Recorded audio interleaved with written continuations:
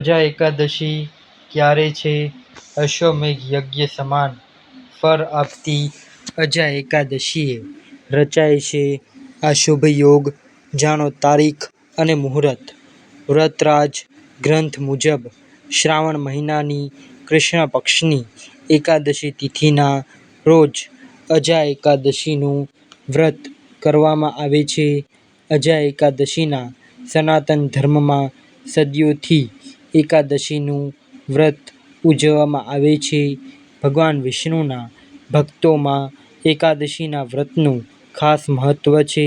આ દિવસે ભગવાન વિષ્ણુની પૂજા અને ઉપવાસ કરવાથી પુણ્યની પ્રાપ્તિ થાય છે અને તમામ પ્રકારના પાપોમાંથી મુક્તિ મળે છે. તેની સાથે જ પ્રગતિ અને શાંતિની સાથે મોક્ષ પણ પ્રાપ્ત થાય છે. એકાદશી વર્ષના દરેક હિન્દુ મહિનાના કૃષ્ણ અને શુક્લ પક્ષમાં આવે છે. આમ વર્ષમાં કુલ 24 એકાદશી હોય છે. વ્રતરાજ ગ્રંથ મુજબ શ્રાવણ મહિનાની કૃષ્ણ પક્ષની એકાદશી તિથિના રોજ અજા એકાદશીનું વ્રત કરવામાં આવે છે. અજા એકાદશીના દિવસે વ્રત કરવાથી અનેક પ્રકારના દુઃખમાંથી મુક્તિ અને સુખ સમૃદ્ધિની પણ પ્રાપ્તિ થાય છે. અહીં જાણીશું અજા એકાદશીની તારીખ, પૂજાનો સમય, પારણાનો સમય અને મહત્વ. હિન્દુ કેલેન્ડર અનુસાર શ્રાવણ મહિનાની કૃષ્ણ પક્ષની એકાદશી તિથિ 28 ઓગસ્ટના રોજ રાત્રે 1:19 શરૂ થશે, જે બીજા દિવસે 29 ઓગસ્ટના રોજ રાત્રે 1:37 સમાપ્ત થશે.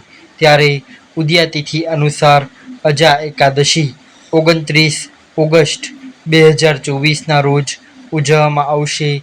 અજા એકાદશીના રોજ રચાઈ રહ્યા છે શુભ યોગ. અજા એકાદશીના દિવસે આદ્રાર નક્ષત્રમાં સર્વાર્થ સિદ્ધિ યોગ રચાઈ રહ્યો છે.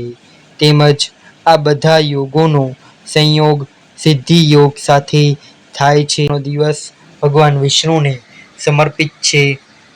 ત્યારે આ વખતે ગુરુવારના રોજ અજા એકાદશી ઉજવવામાં આવે છે, જેથી તેમનું મહત્વ ઘણું વધી જાય છે.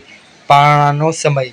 હિન્દુ ધર્મમાં એકાદશી અને અન્ય ઉપવાસ તોડવાના નિયમને પારણા કહેવાય છે. હિન્દુ કેલેન્ડર અનુસાર અજા એકાદશીના પારણાનો સમય 30 ઓગસ્ટના રોજ સવારે 7:49 થી 8:31 સુધીનો છે. તેમજ પારણ તિથિના દિવસે હરિવાસરની સમાપ્ત થવાનો સમય 7:49 નો છે. ભક્તોએ એકાદશી વ્રત પારણની કુલ અવધિ એટલે કે 42 મિનિટમાં જ છે. આ સમય દરમિયાન વ્રત તોડી લેવું જોઈએ, નહીંતર વ્રતનું પૂર્ણ પરિણામ પ્રાપ્ત થશે નહીં. અજા એકાદશી ખાસ મહત્વ ધરાવે છે. અજા એકાદશીનું વ્રત ભગવાન વિષ્ણુને પ્રસન્ન કરવાનો ઉપાય માનવામાં આવે છે. આ દિવસે ભગવાન વિષ્ણુની પૂજા અને ઉપવાસ કરવાથી પુણ્ય પ્રાપ્ત થાય છે અને તમામ પ્રકારના પાપોમાંથી મુક્તિ મળે છે. અજા એકાદશીનું વ્રત કરવાથી વ્યક્તિ આધ્યાત્મિક રીતે આગળ વધે છે. આ એકાદશીની કથા માત્ર સાંભળવાથી અશ્વમેઘ યજ્ઞનું ફળ પ્રાપ્ત થાય છે. શ્રાવણ મહિનાની વદ પક્ષની એકાદશી એટલે અજા એકાદશી. યુધિષ્ઠિરે કહ્યું, હે જનાર્દન, હવે તમે મને શ્રાવણ મહિનાની વદ પક્ષની એકાદશીના વિશે બતાવો અને આ એકાદશીનું નામ શું છે તથા તેની વિધિ શી છે તે વિસ્તારથી કહો. શ્રી કૃષ્ણએ કહ્યું, હે રાજન, શ્રાવણ મહિનાની વદ પક્ષની એકાદશી અજાના નામે ઓળખાય છે. આનું વ્રત કરવાથી બધા જ પાપ નાશ થાય છે. જે માનવી આ દિવસે ભગવાનની ભક્તિભાવપૂર્વક પૂજા કરે છે, વ્રત કરે છે તેના સમસ્ત પાપ નાશ થઈ જાય છે.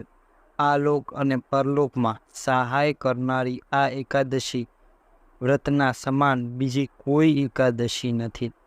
આ એકાદશીની કથા આ પ્રકારે છે. પ્રાચીન સમયમાં હરિશ્ચંદ્ર નામનો ચક્રવર્તી રાજા રાજ્ય કરતો હતો. તે ખૂબ જ વીર, પ્રતાપી અને સત્યવાદી હતો. તેને પોતાની સ્ત્રી અને પુત્રને વેચી દીધા અને પોતે એક ચાંડારનો સેવક બની ગયો.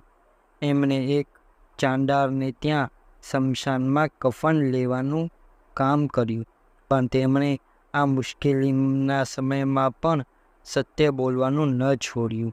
જ્યારે આ પ્રકારે રહેતા રહેતા તેમને ઘણા વર્ષો વીતી ગયા તો તેમણે આ નીચ કર્મ કરવા બદલ ખૂબ દુઃખ થયું. તે એમાંથી મુક્ત થવા માટેનો ઉપાય શોધવા લાગ્યા. તેઓ સદા આ ચિંતા કરતા હતા કે હવે હું શું કરું. ત્યારે એક વખતે તેમને ગૌતમ ઋષિ મળ્યા. રાજાએ તેમને જોઈને નમસ્કાર કર્યા અને રાજાના દુઃખપૂર્ણ વાક્ય સાંભળીને કહ્યું, હે રાજન, શ્રાવણ વદ પક્ષમાં એક એકાદશી આવે છે. તેનું નામ અજા એકાદશી છે. તમે એ એકાદશીનું વિધિપૂર્વક વ્રત કરી અને રાત્રે જાગરણ કરો તો તેનાથી તમારા બધા જ પાપ નાશ થઈ જશે. શ્રાવણ મહિનામાં અજા એકાદશી આવી ત્યારે રાજાએ મુનિના કહ્યા પ્રમાણે વિધિપૂર્વક વ્રત તથા રાત્રિ જાગરણ કર્યું. આ વ્રતના પ્રભાવથી રાજાના બધા જ પાપ નાશ થઈ ગયા. એમણે પોતાની સામે બ્રહ્મા, વિષ્ણુ, ઇન્દ્ર, શિવજી વગેરે દેવતાઓને ઊભેલા જોયા. તેમણે પોતાના મૃત્યુ પામેલા પુત્રને જીવિત અને સ્ત્રીને વસ્ત્ર આભૂષણોથી યુક્ત જોયા. વ્રતના પ્રભાવથી તેમને પુનઃ રાજ્ય મળ્યું અને અંત સમયે પોતાના પરિવાર સાથે સ્વર્ગલોકમાં ગયા. અજા એકાદશી મંત્ર. અજા એકાદશીના દિવસે ભગવાન વિષ્ણુની પૂજા સાથે આ મંત્રનો જાપ કરવો જોઈએ. ઉપેન્દ્રાય નમઃ. ઓમ નમો નારાયણાય. મંગલમ ભગવાન વિષ્ણુ. મંગલમ ગુરુરત્વજ. મંગલમ પુંડરીકાક્ષ. મંગલાય તનોહરિ. મિત્રો, તમને આ વિડીયો પસંદ આવ્યો હોય તો આ વિડીયોને લાઈક કરજો, શેર કરજો ને આપણી યુટ્યુબ ચેનલને સબસ્ક્રાઈબ કરી બેલ આઇકન દબાવજો. અને આ વિડીયો તમને કેવો લાગ્યો તે અમને કોમેન્ટ બોક્સમાં અવશ્ય જણાવજો. જો તમને આ વિડીયો પસંદ આવ્યો હોય તો આ વિડીયોને લાઈક કરી શેર કરજો અને કોમેન્ટ બોક્સમાં હર હર મહાદેવ અવશ્ય લખજો. ધન્યવાદ. હર હર મહાદેવ.